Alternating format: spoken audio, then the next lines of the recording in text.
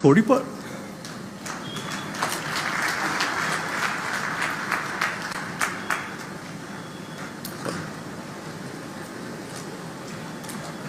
उणीव नेहमीच भासते.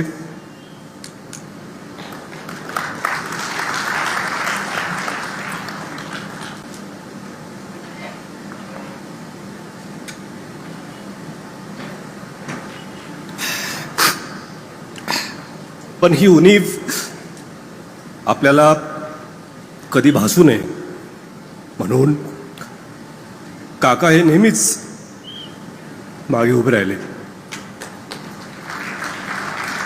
की